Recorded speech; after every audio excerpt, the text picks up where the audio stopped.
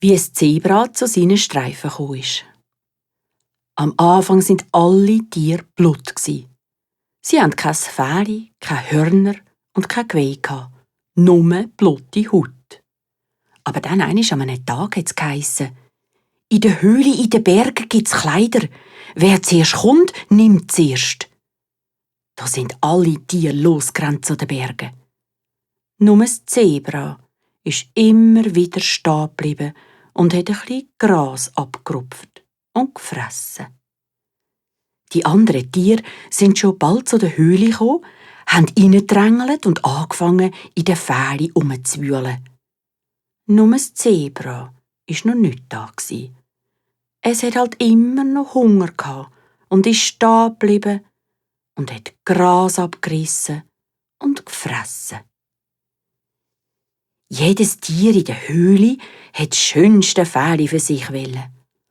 Der Leu hat ein goldiges Fell genommen mit einem schönen Kragen.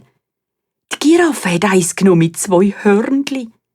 Die Affen haben eins genommen mit einem langen Schwanz.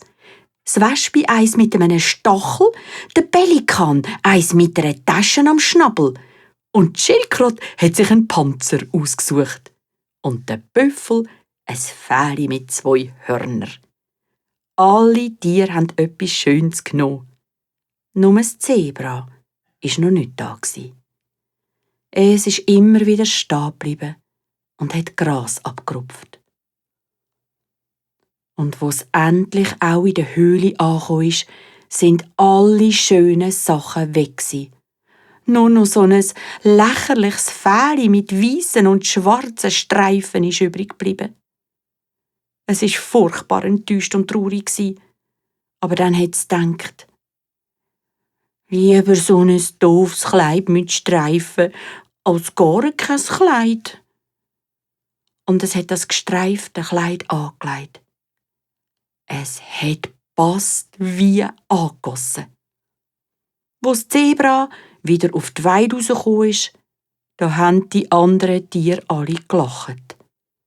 Aber das Zebra hat gar nicht darauf geachtet. Hat nur auf den Boden geschaut und Gras gefressen.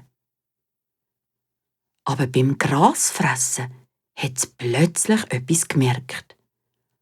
Mit dem komischen, gestreifelten Fell hat es nämlich noch etwas ganz Wunderbares bekommen. 2 grosse, weiche Lippen. Und mit diesen grossen, weichen Lippen hat es ganz ohne Anstrengung Gras abrupfen und fressen,